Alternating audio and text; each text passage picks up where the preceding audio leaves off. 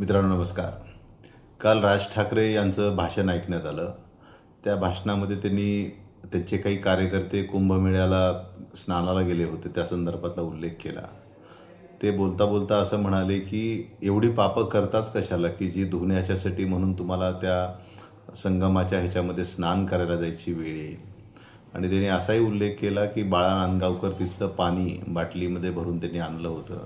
आणि मी त्याला म्हणालो की अरे एवढं घाण पाणी देतोस कशाला. आणि त्यांनी असाही प्रश्न उपस्थित केला की आपण आपल्या नद्या किती घाण करतो आणि त्या घाण केलेल्या नदीच्या पाण्यामध्ये आपण जाऊन स्नान करायचं आणि आपली पापं धुतली जातील अशा पद्धतीची भावना आपण ठेवायची. त्याच्याबद्दलही त्यांनी आपलं मत व्यक्त केलं. आणि मला अचानक बाळासाहेब ठाकरेंची आठवण आली. बऱ्याचदा मतं व्यक्त करताना राज ठाकरे हे बाळासाहेब ठाकरेंच्याच विचाराचे वाटतात. अगदी जे काही त्यांना वाटतं ते निर्भीडपणे आणि स्वच्छ मनाने ते नेहमीच व्यक्त होतात. त्यांनी ते कुंभमेळ्याच्या त्या गंगेतल्या पाण्याबद्दल जो काही त्यांनी उल्लेख केला तर तो उल्लेख अतिशय योग्य आहे असं माझं मत आहे. अतिशय घाण पाणी ते त्या ठिकाणी होतं, कारण एवढे लोक स्नान करणार. ठीक आहे, आता ते भारतीय जनता पक्ष, RSS आणि मोदी सरकारचे लोक किती का आकडा सांगेनात, 50 कोटी सांगतील, 60 कोटी सांगतील, नशीब 150 कोटी हा आकडा त्यांनी सांगितला नाही. परंतु भरपूर लोक गेले होते हे तर आपण सत्य आहे, तर आपण मान्यच केलं पाहिजे.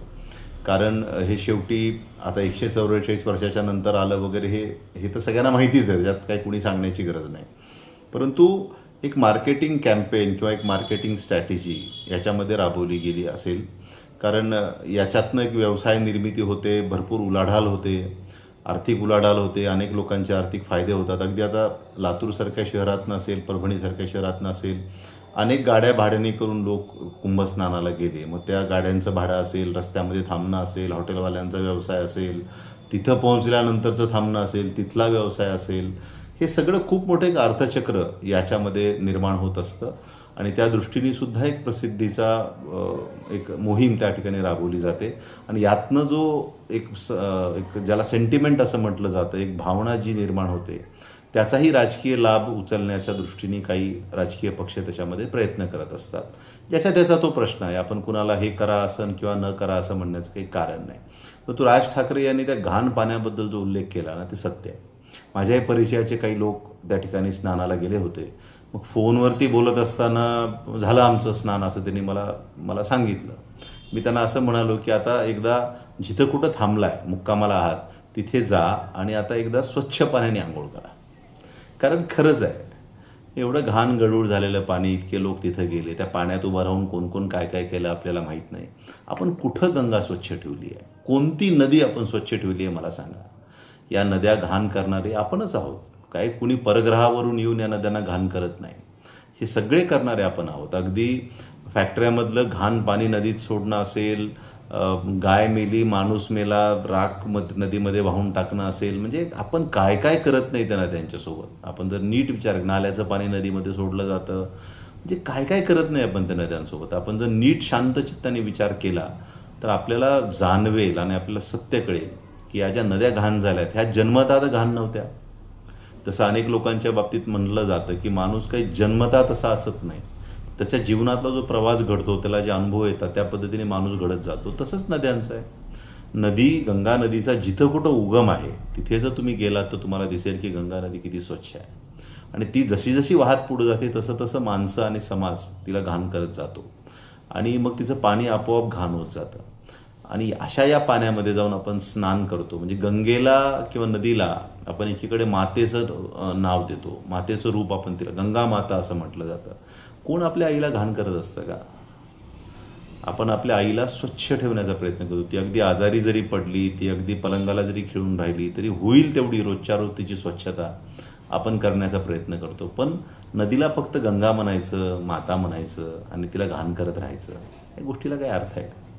आपण जर खरंच नदीला गंगा मानत असू, माता मानत असू, आई मानत असू, तर आपण तिला तसं स्वच्छही ठेवलं पाहिजे. ती आपलीच जबाबदारी आहे. दुसरं कुणी तर येऊन हे करणार नाही. प्राणी तर हे करणार नाहीत, त्यांना ते करताही येत नाही. मग मनुष्यांचीच जबाबदारी आहे की मनुष्याने त्याला आपण स्वतःहून काळजी घेतली पाहिजे आणि आपल्या नद्या स्वच्छ ठेवल्या पाहिजेत. पण तशा स्वच्छ पाण्यामध्ये आंघोळ करायला बरं वाटतं. नाहीतरी आता आपण समजा घरी आपल्या रोज आंघोळ करतो, मी तुम्हाला जर घाण पाणी जर आणून दिलं, तुम्ही स्नान कराल का त्याच्यामध्ये? नाही करणार. एक साधा विषय आहे, सिंपल विषय आहे. त्याच्यामध्ये खूप काही त्याच्यामध्ये तर्काचीही गरज नाही आणि फार वैद्यकीय दृष्टिकोनाचीही गरज नाही. सरळ साधा भाव आहे की हे पाणी घाण आहे, यात मी आंघोळ नाही करू शकत. तिथं तसंच होतं.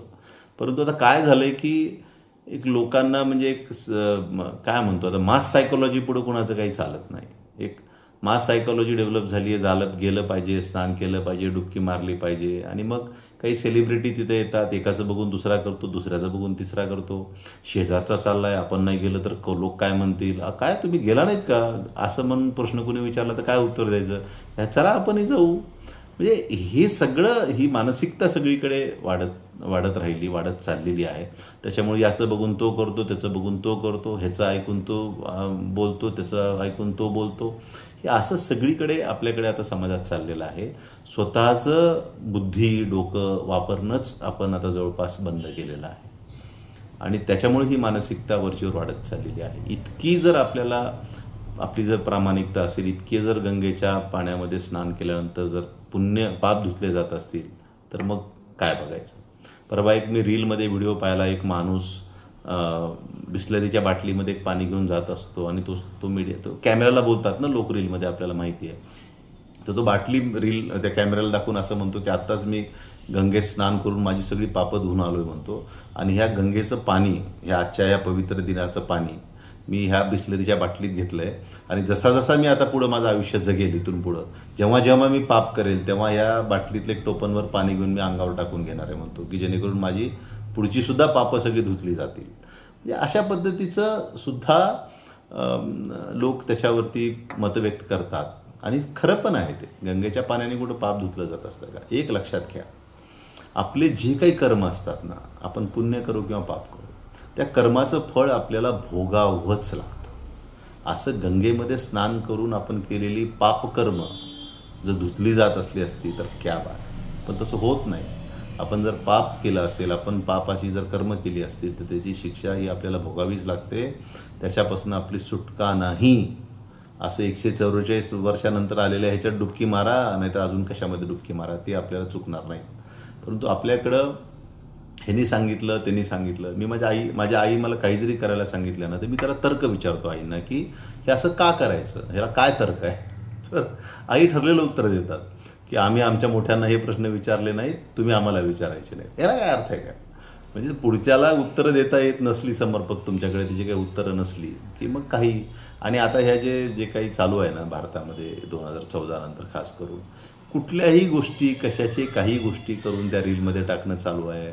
त्या पॉडकास्टमध्ये मुलाखती देऊन लोकांमध्ये काही पसरवणं चालू आहे. साधा सुद्धा वैद्यकीय तर्क असतो, माणसाच्या शहाणपणाचा एक तर्क असतो. तो जरी आपण लावला तर कुठल्याही तर्कामध्ये घाण पाण्यामध्ये आंघोळ करणं हे बसत नाही. नेमकं हेच राज ठाकरे बोलले. राज ठाकरेंचं हे बोलणं ऐकून मला बाळासाहेब ठाकरेंची का आठवण आली माहिती का? एकदा बाळासाहेब ठाकरे तुळजापूरच्या तुळजाभवानीचं दर्शन घ्यायला आले होते. तर ते केळीचा वगैरे ते दही केळी टाकून ते अभिषेक करतात ते देवीला तिथे. त्याच्यानंतर त्याचं तीर्थ जे खाली पडलेलं असतं, सांडत आलेलं असतं, ते तीर्थ म्हणून बाळासाहेब ठाकरेंना दिलं गेलं. बाळासाहेब ठाकरे म्हणले, मी घेत नाही म्हणले, घाण आहे म्हणले, आणि ही घाण आहे आणि मी हे पिणार नाही किंवा मी घेणार नाही, असं त्यांनी बोलून मोकळे झाले आणि बाहेर आले. गदारोळ उठला. अख्ख्या महाराष्ट्रामध्ये गदारोळ झाला की बाळासाहेब ठाकरेंनी तुळजाभवानीचा प्रसाद नाकारला. त्याच्यावरती बाळासाहेब ठाकरेंना पत्रकारांनी प्रश्न विचारले. तर बाळासाहेब ठाकरे म्हणले, बरोबर बोलतोय म्हणले मी, ते घाणच होतं म्हणले, ते घाण कसं घेणार म्हणले मी, तुम्ही स्वच्छ प्रसाद द्या ना, काय अडचण आहे तुम्हाला म्हणाले. ते देवीचा प्रसाद घ्यायला काही माझा नकार नाही, मी काही नास्तिक नाही, मी आस्तिक आहे, देवीवर माझी श्रद्धा आहे म्हणून तिथपर्यंत गेलो होतो म्हटले. आता मी तिथपर्यंत आल्याच्या नंतर तुम्ही मला स्वच्छ चांगला प्रसाद दिला तर मी खाईनच म्हणले, नाही म्हणणार नाही. पण तो सगळं तुम्ही काही करणार, घाण करणार आणि ते तुम्ही खा म्हणणार, हे कसं शक्य आहे म्हणाले, मी हे का खाणार. म्हणजे हा झाला तर्क जो बाळासाहेब ठाकरेंनी मांडला. आणि ही बाकीची जी मंडळी करतात त्याला तर्क म्हणत नाहीत, त्याला अंधश्रद्धा म्हणतात. तुम्हाला तर्क लावायचं नाही, तुम्हाला मेंदू चालवायचा नाही, डोकं बंद करायचं आहे.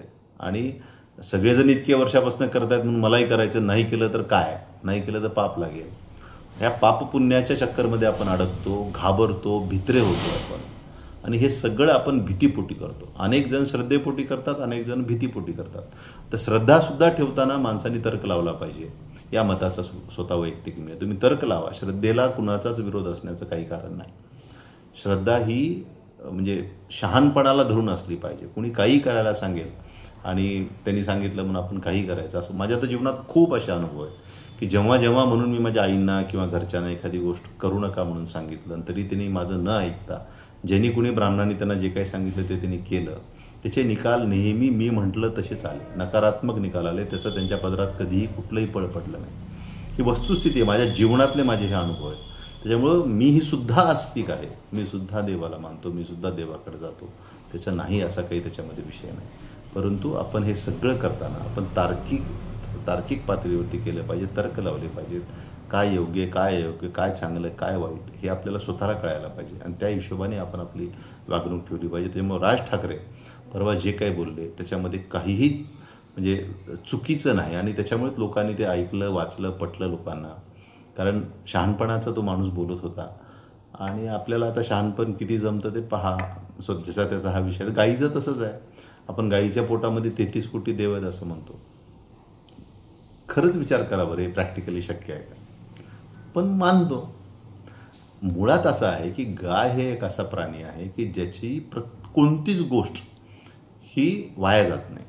तिच्या प्रत्येक गोष्टीचा सदुपयोग आहे. तिच्या शेणापासून जे शेणखत जमिनीला मिळतं, मातीला मिळतं, ते सद्गुणी आहे. तिचं गोमूत्र सद्गुणी आहे. म्हणजे गाईच्या पोटातनं जे काही बाहेर पडतं त्या प्रत्येक गोष्टीचा तात्कालीन काळामध्ये, तेव्हा शेती हाच मोठ्या प्रमाणामध्ये व्यवसाय होता, त्याच्यामुळे तात्कालीन काळामध्ये त्या सगळ्या गोष्टींचा प्रचंड सदुपयोग होता. आणि असा हा प्राणी की ज्याच्या प्रत्येक गोष्टीचा इतका सदुपयोग आहे, तसा हा प्राणी कुणी मारू नये, त्याची हत्या कुणी करू नये. आणि ती हत्येला पाप समजलं गेलं तरच त्याला कुणी मारणार नाही. म्हणून त्या हत्येला पाप ठरवलं गेलं. तिच्या पोटात 33 कोटी देव आहे ते सांगितलं गेलं, जेणेकरून इतका उपयुक्त असलेला प्राणी कुणी मारू नये. हे त्याच्या मागचा तर्क होता, त्याच्या मागचं ते लॉजिक होतं. आपल्या धर्मामध्ये आपल्याला जेव्हा जेव्हा ज्या ज्या गोष्टी करायला सांगितल्या किंवा करू नका म्हणून सांगितलं आणि ज्या ज्या गोष्टीची म्हणून आपल्याला भीती घातली, त्या सगळ्या भीती घालण्यामागचं हे कारण हे होतं की त्या गोष्टी आपण करू नये. माणूस सरळ सरळ ऐकत नाही, म्हणून त्याला भिडवून ठेवलं पाहिजे. आणि सगळ्या धर्मांनी हे केलेलं की माणसाला भिडवून ठेवलं की हे भिडवल्याच्या शिवाय तुम्ही आमचं ऐकत नाही. हे करू नका म्हणून सरळ सांगितलं तर तुम्ही आमचं ऐकणार नाही, म्हणून हे केलं की पाप लागतंय, हे केलं की नरकात जातंय, जहन्नुम में जाओगे. ह्या सगळ्या गोष्टी आहेत ना, हे त्याच्यामुळे आहेत की तुम्ही हे करू नये, नीट व्यवस्थित वागावं, सृष्टीची तुम्ही हानी करू नये. आता गाय मारणं ही सृष्टीची खूप मोठी हानी आहे, म्हणून तिला तुम्ही इजा पोहोचू नये, तिला तुम्ही मारू नये, म्हणून हे सगळं तुम्हाला भेडून ठेवलं गेलं आणि तुम्ही त्याला सत्य मानत गेला. त्याच्या मागचा तर्काचा शोध घेण्याचा तुम्ही प्रयत्न केला नाही. ज्या ज्या माणसांनी म्हणून याच्या मागचा तर्क शोधला, ती माणसं शहाण्यासारखी वागली. त्यांनी सुद्धा गाईला मारलं नाही, त्यांनी सुद्धा गाय जगवली. आणि त्या गायीच्या माध्यमातून जो काही सदुपयोग करता येतो तो सगळा सदुपयोग त्या लोकांनी करून घेतला. त्याच्यामुळे समाजाला शहाणं करून सोडलं पाहिजे. संतांनी सांगितलं की शहाणे करून सोडावे सकल जन. नेमकं आपण हे करत नाही. त्यांना अडाणी ठेवतो, त्यांना अज्ञानात ठेवतो, त्यांना भीतीच्या छायेत ठेवतो, त्यांना भिडवून ठेवतो, या पाप पुण्याच्या चक्करमध्ये ठेवतो. त्याच्यामुळे लोक समाज हा अशा पद्धतीने कुठल्याही कशाही पद्धतीने समाज वागायला लागला. म्हणून मी तुम्हाला मागेही म्हणालो होतो, मी कुठंच जात नाही. मी त्या शाही स्नानाला मग काय करायचं जाऊन? आपण मुळात तर मी पापच करत नाही, होईल तेवढं पुण्य करतो. माझी पुण्याची आणि पापाची व्याख्या खूप सोपी आहे. आपण एखाद्याच्या आत्म्याला आनंद दिला, समाधान दिलं की आपल्याला पुण्य घडलं. आणि आपण एखाद्याच्या आत्म्याला त्रास दिला, त्याला दुखावलं, त्याला तळतळाट दिला की पाप घडतं. सोपा विषय. एखाद्याच्या आत्म्याला आनंद दिला, समाधान दिलं की पुण्य घडतं आणि एखाद्याच्या आत्म्याला त्रास दिला, वेदना दिली की पाप घडतं. इतकी सोपी त्याची व्याख्या. त्याच्यामुळे जी पण माणसं तुमच्या माझ्यासारखी जी कुणाचंच मन कधी दुखावत नाहीत, त्यांना फार काही पुण्य करायसाठी वेगळे करण्याची गरज नाही. आणि जी माणसं दुसऱ्याच्या ह्याला दुखावतात त्यांना मात्र पाप लागतं आणि त्या पापाचं प्रायश्चित्त आहे. आंघोळ करून पाप दूर होत नाही, त्याची शिक्षा तुम्हाला भोगावीच लागते, एवढं तुम्ही लक्षात ठेवा. त्यामुळे जीही लोक इतरांची मनं राखत आयुष्य जगतात त्यांना कुठंच जायची गरज नाही. अक्षरशः त्यांना देवाला सुद्धा हात जोडण्याची गरज नाही. परंतु ईश्वर आहे, एक शक्ती आहे, एक ऊर्जा आहे. ज्या शक्तीने, ज्या ऊर्जेने हे सगळं विश्वाची निर्मिती केली आहे, वेगवेगळे प्राणी सृष्टी घडवलेली आहे. तुम्हाला आम्हाला हे जग दाखवलेलं आहे ज्या शक्तीने, ती शक्ती तर तिथं आहेच, ती ऊर्जा तर तिथं आहेच. तिच्यापुढं आपण नतमस्तक झालंच पाहिजे. म्हणून म्हणतो, माणसाने आस्तिक असावं, माणसाने श्रद्धा ठेवावी, अंधश्रद्धा माणसाने ठेवू नये. ह्यानी केलं म्हणून मी करायचं, मी केलं म्हणून त्यांनी केलं म्हणून मी करायचं, अशा पद्धतीचा हा समाजाचा घटनाक्रम हा समाजाच्या हिताचा नाही. आणि जी काही माणसं राज ठाकरेंच्यासारखी तर्कावरती बोलतात, सत्य बोलतात, त्या व्यक्तींच्याकडनं आपण खरंच शहाणपण शिकलं पाहिजे. आता काही लोक मग राज ठाकरेंचंही काहीतरी काढतील, म्हणजे काढू शकतात, त्यांना तो काढायचा अधिकार आहे. पण त्यांचं ते काढून तुमचं हे जे तुम्ही करता याच्यामध्ये काही दुरुस्ती होणार नाही आहे. तुम्ही त्यांचं काहीतरी काढण्यापेक्षा स्वतःचं जे तुम्ही करून ठेवलेलं आहे त्याच्यामध्ये जर तुम्ही दुरुस्ती केली तर या सृष्टीची खूप मोठी मदत होईल. आणि सृष्टीची मदत होणं म्हणजेच एक प्रकारे ईश्वराची सेवा केल्यासारखं आहे. त्यामुळे आपण स्वतः शहाणं व्हावं, शहाणी करून सोडावेत सकल जन. धन्यवाद.